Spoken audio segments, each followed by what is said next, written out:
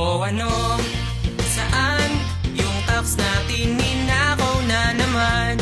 Minsan, mga kurap na sa paligid lang. Ang buhay ay ganyan. Nasa palad nyo ang pagbabago ng takbo.